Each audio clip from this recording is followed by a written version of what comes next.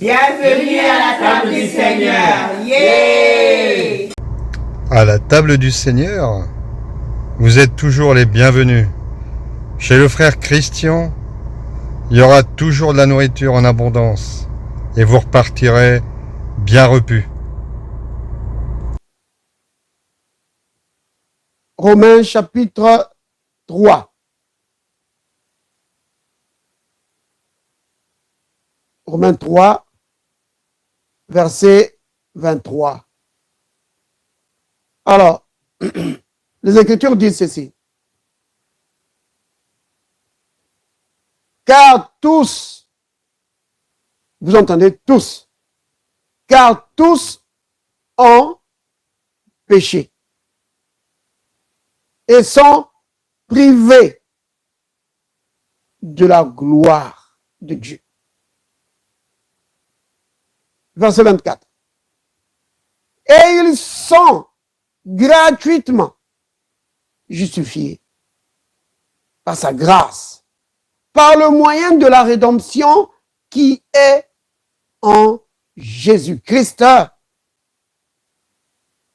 C'est lui, Jésus-Christ, que Dieu a destiné par son sang à être pour ceux qui croiraient victime propitiatoire, afin de montrer par sa justice, parce qu'il avait laissé impunis les péchés commis auparavant, au temps de sa patience, afin, dis-je, de montrer sa justice dans le temps présent, de manière à être juste, tout en justifiant celui qui a la foi en Jésus.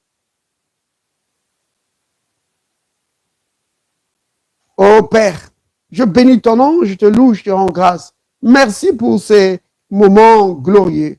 Merci pour ta parole merveilleuse, glorieuse, puissante, vivante.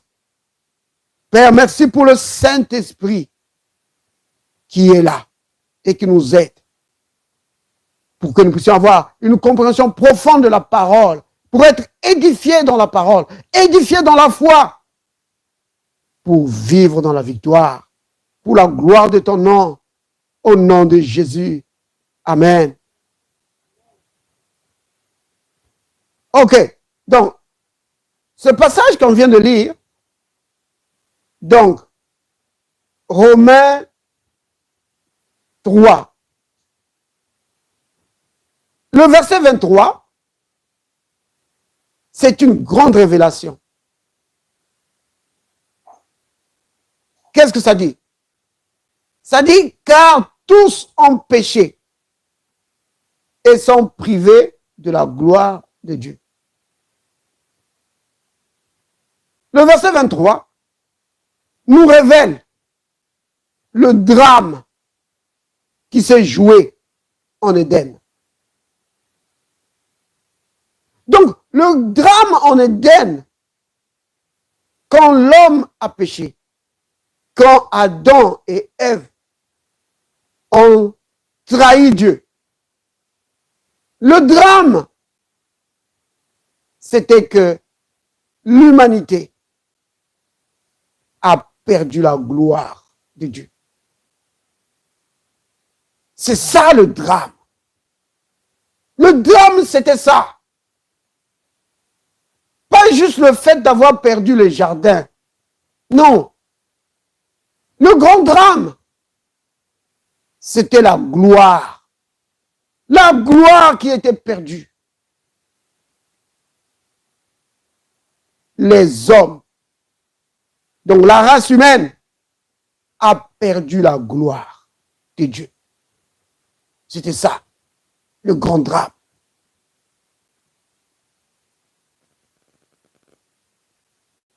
Et le verset 24 nous montre que bien que cette gloire avait été perdue, mais par le sacrifice de Jésus-Christ, Dieu a rétabli la gloire. Vous voyez?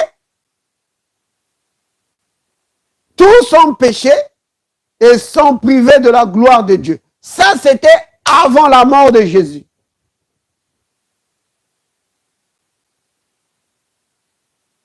Verset 24.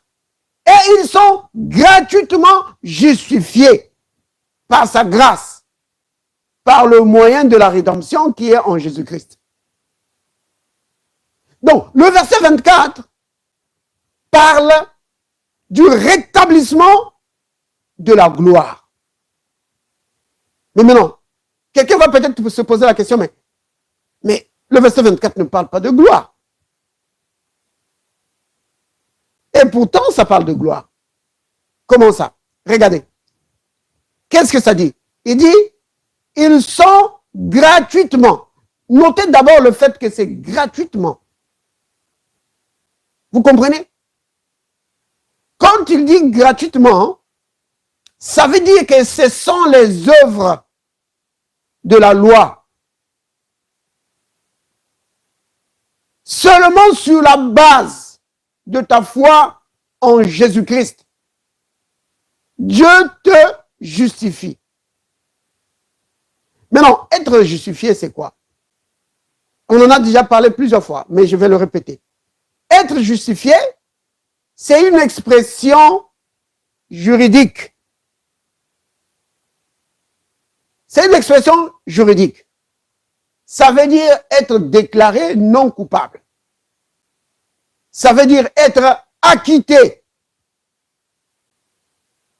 Vous voyez? Donc, devant la cour divine, l'humanité a été acquittée. Déclarée non coupable. Pourquoi? Parce que le Christ a pris les fautes de l'humanité sur lui. Alors, puisque la faute de l'humanité a été condamnée, a été, comment dire, punie en Christ, alors l'humanité est acquittée.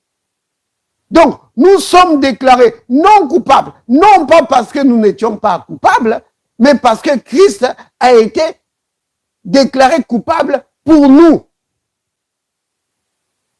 C'est pourquoi celui qui croit en Jésus-Christ est déclaré non coupable. Parce que Christ a payé pour lui. Vous voyez? Donc, comme si nous prenons le cas d'une personne qui est arrêtée parce que la personne est soupçonnée d'être, par exemple, d'avoir détourné de l'argent, par exemple, d'une compagnie. La personne est arrêtée. Et à cause de l'enquête en cours, les comptes bancaires de la personne sont bloqués. Et certains biens sont saisis. Comme par exemple des maisons, des voitures, c'est saisi par la justice. Maintenant, la personne passe en cours et le cas est jugé. Et la personne est déclarée non coupable, acquittée. Devinez ce qui va se passer après. Ce qui va se passer après, puisque la personne est déclarée non coupable, la personne rentre dans ses droits. Vous voyez? La personne rentre dans ses droits. Ça veut dire quoi? Ça veut dire que le compte bancaire qui avait été bloqué est libéré. Ces biens qui étaient saisis, les maisons, les voitures, sont restitués. Vous comprenez? Donc le compte bancaire qu'il ne pouvait plus utiliser, il peut maintenant utiliser. Il peut jouir de ses biens. Donc l'acquittement de l'humanité, donc la justification dont on parle, cette doctrine, la justification, ce n'est pas juste une doctrine chrétienne, c'est une réalité. Il y a une réalité derrière. Vous comprenez? Puisque l'homme a été justifié en Jésus-Christ, alors la gloire perdue par Adam et Ève est maintenant rétablie. Vous comprenez? Une justification qui ne rétablit pas l'homme dans la position qu'Adam occupait n'est pas une vraie justification. Vous comprenez? C'est comme dans le cas que j'ai donné tout à l'heure, la personne est acquittée et on ne donne pas, on ne lui restitue pas ses biens. Son compte en banque est saisi toujours. Non, ça ne va pas. On restitue. Dieu rétablit. Et c'est ce que l'apôtre Paul est en train d'expliquer. Que tous ont péché et sont privés de la gloire de Dieu. Mais par la foi en Jésus-Christ. Donc, ils sont gratuitement justifiés par sa grâce, par le moyen de la rédemption qui est en Jésus-Christ. Vous voyez? Par le moyen de la rédemption qui est en Christ Jésus, nous sommes acquittés, justifiés. Oh, c'est merveilleux! Vous comprenez, bien aimé?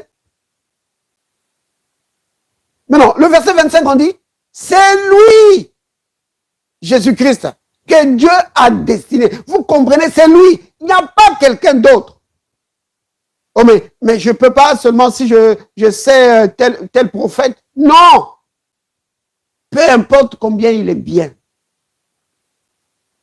Vous comprenez?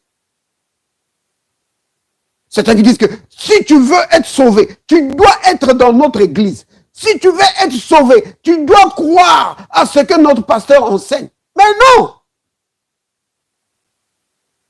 Le salut, la justification, c'est uniquement en Jésus.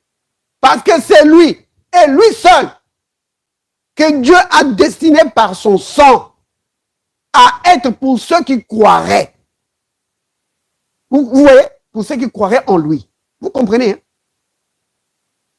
Ça veut dire quoi? Ça veut dire que si tu crois en quelqu'un d'autre que le Christ, il n'y a pas de salut. Donc, c'est lui que Jésus-Christ, c'est lui que Dieu a destiné par son sang. Vous voyez, hein? Il y a la question du sang là. Le sang qui a été versé. Donc, si tu crois en quelqu'un d'autre, mais pose-toi la question, est-ce que lui, il a répandu son sang pour toi? Non. Comme quelqu'un qui disait, oh, tu ne peux pas naître de nouveau si tu ne crois pas comme nous. Mais, ça c'est ignorant. Mais je dis, mes frères, tu ne connais pas la parole? Le salut, c'est en Jésus. Oh, regardez. Ça, c'est l'évangile, bien-aimé. Tout ce que les hommes viennent après, ils fabriquent. Ils disent que tu dois croire en telle chose, tu dois croire en telle personne, tu dois... C'est des fabrications humaines. L'évangile, c'est tout simple. C'est les hommes qui ajoutent des choses qui retranchent. Regardez. Lui seul, Jésus-Christ, a été destiné par son sang. J'insiste, il s'agit de son sang. Si vous amenez quelqu'un d'autre, alors montrez-moi où est-ce qu'il a répandu son sang. Donc Dieu l'a destiné par son sang à être pour ceux qui croiraient victime propitiatoire. Victime propitiatoire, ça veut dire quoi? C'est-à-dire que c'est le sacrifice propitiatoire, ça veut dire celui qui te rend Dieu propice. Oui. Donc, par son sacrifice, tu as maintenant les faveurs de Dieu. C'est ça, la victime propitiatoire. Vous comprenez? Donc, tu as accès à Dieu à cause de son sacrifice. En effet, la justification dans sa pratique, ça veut dire que Dieu te donne accès à sa présence. Parce que souvenez-vous que quand Adam et Ève ont péché, ils ont été chassés de la présence de Dieu. Vous voyez? Mais non, Jésus-Christ, tu as de nouveau accès à la présence de Dieu. Donc, la gloire a été établie. Vous comprenez, bien aimé?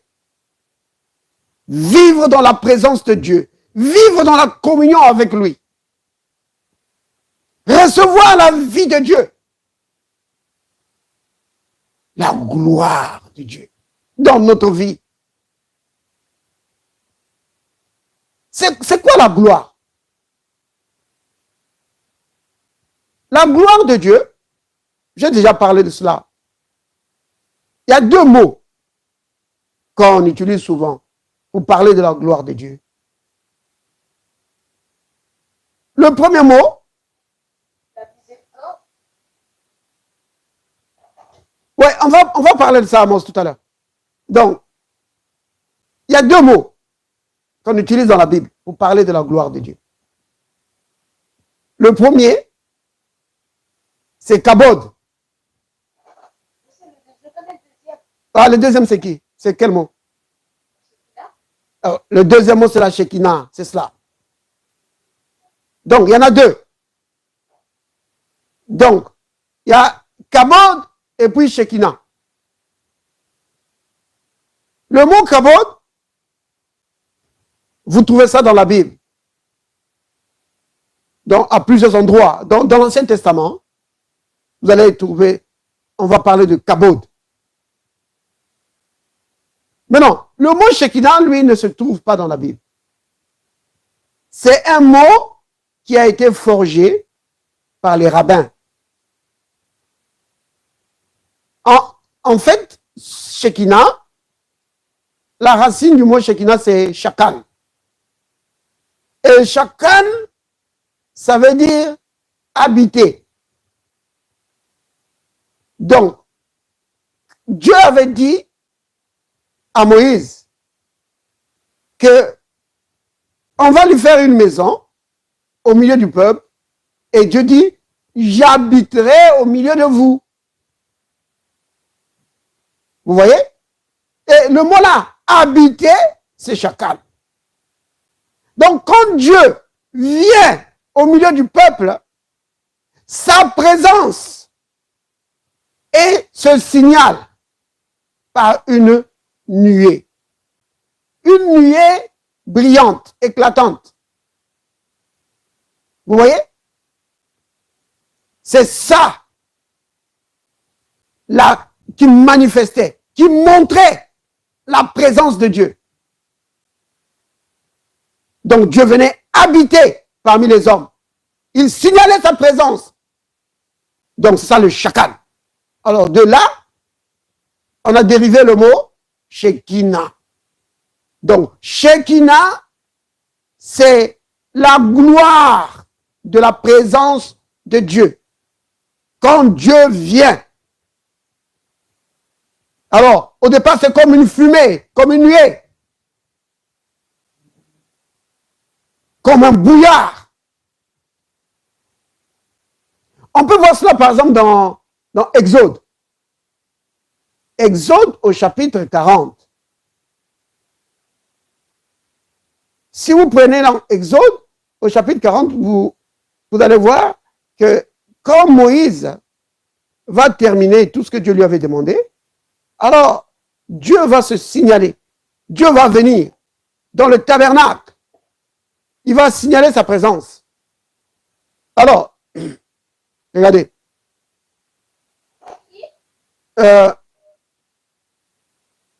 Ok, tu peux lire fort. Hein? Donc, Exode chapitre 40, à partir du verset 33. Oui.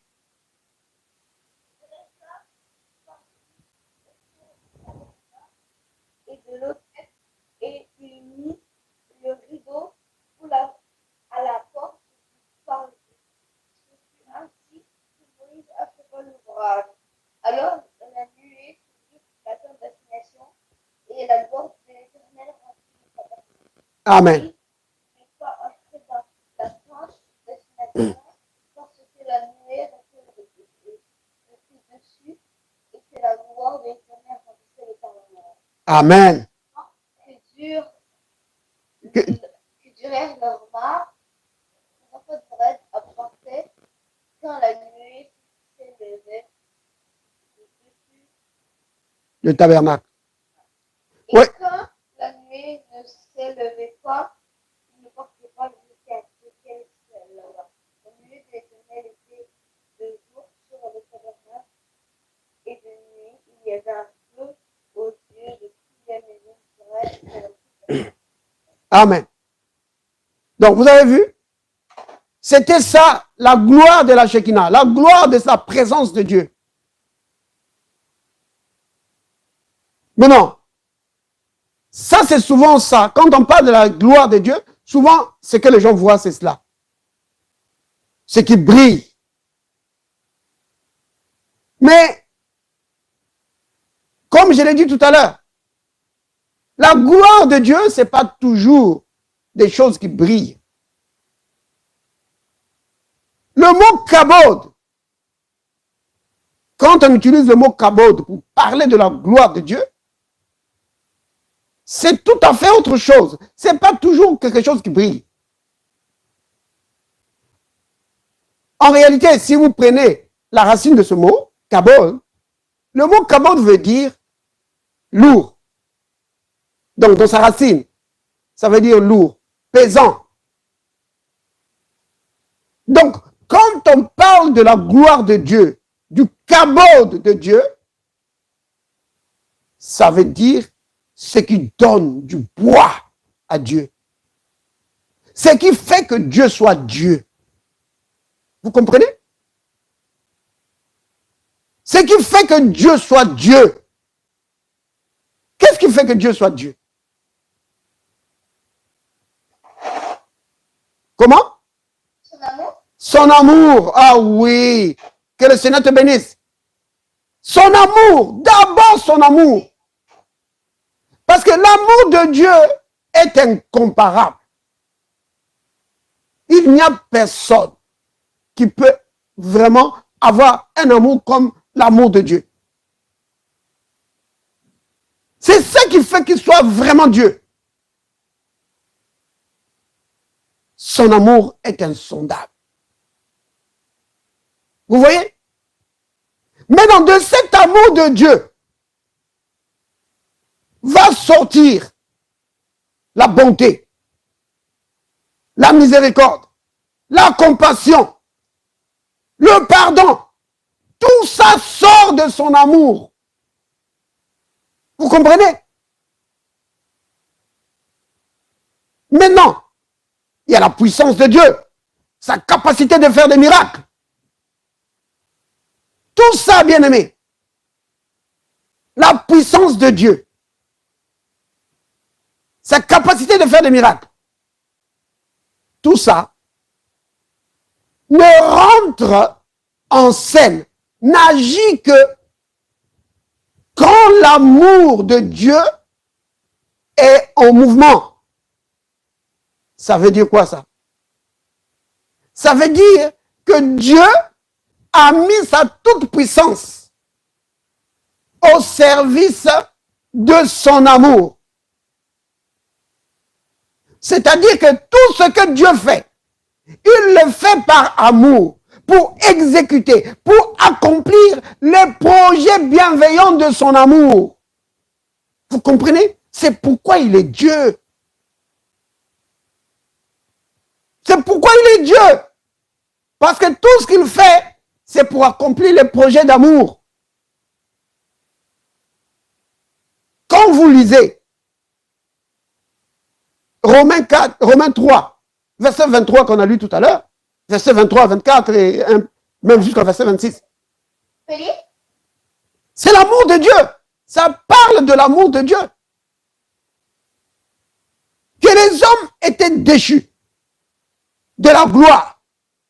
Et l'amour de Dieu les a ramenés. En résumé, c'est ça. Les hommes étaient déchus de la gloire. L'amour de Dieu les a ramenés. L'amour de Dieu a rétabli l'homme dans la gloire. Et le verset qui vraiment résume cela bien, devinez c'est quel verset? Jean 3,16. Jean 3,16. Car Dieu a tant aimé le monde. Vous voyez? Qu'il a donné son fils unique afin que quiconque, qui que tu sois, vous voyez, c'est quiconque. Ça ne dépend pas de ton église, non. Ça ne dépend pas de qui est ton pasteur, non. Quiconque. Certains vont mettre des conditions là-dessus. Mais Dieu n'a pas mis de conditions, bien-aimé. Pourquoi toi tu mets des conditions? Dieu n'a pas mis de conditions. Et les hommes mettent des conditions. Ils bloquent le chemin aux enfants de Dieu. Ils veulent rendre le salut compliqué parce qu'ils trouvent que c'est trop simple. Mais si Dieu a fait ça simple, pourquoi toi tu veux le rendre compliqué? Vous voyez? Et heureusement que Dieu n'a pas mis nos sorts entre les mains d'un homme. Il allait te bloquer le chemin du salut. Ils essayent. Ils vont mettre des conditions. Ils vont dire, oh non, non, frère, c'est pas encore fait. Oh. Dieu a dit ça tout simplement. Que afin que quiconque croit en lui, croit dans son Fils, ne périsse pas, mais qu'il possède la vie divine, la vie éternelle, la nature de Dieu, le Saint-Esprit. Et il y en a même certains qui pensent que, oh non, mais la vie éternelle, ce n'est pas le Saint-Esprit. Ah oui? Mais tu vas avoir la vie éternelle où? Qui va te donner ça? La vie éternelle, c'est la vie de Dieu. Le Christ dit dans Jean 6, au verset 63, que c'est l'Esprit qui vivifie. Et l'apôtre Paul dit dans 1 Corinthiens 15, au verset 45, que le dernier Adam, Jésus-Christ, est devenu un esprit qui communique la vie. C'est lui qui communique la vie. Et il le fait comment? Par le Saint-Esprit. Si le Fils de Dieu ne te donne pas sa vie, tu vas la voir où? Vous comprenez? Donc, Jean 3,16 parle du Saint-Esprit, même si c'est marqué vie éternelle. Mais on parle du Saint-Esprit, parce que c'est le Saint-Esprit qui donne la vie éternelle. Recevoir la vie éternelle, c'est recevoir l'Esprit de Dieu en toi. Donc, quand tu dis que tu as la vie éternelle et en même temps tu dis que tu n'as pas le Saint-Esprit, c'est contradictoire. Tu es dans l'impasse. Oui, tu es bloqué. Tu es dans une voie de garage. Tu ne vas jamais avancer. Vous savez, un train, hein, quand on met là dans une voie de garage, c'est fini. Hein. Ce train ne va jamais avancer. Il sera toujours là. Et beaucoup de chrétiens sont comme ça, stationnaires. Ils n'avancent pas. Parce qu'on l'a bloqué, on l'a mis sur une voie de garage. À cause des conditions que les hommes ont ajoutées. Maintenant, bien aimé, pourquoi j'insiste là-dessus?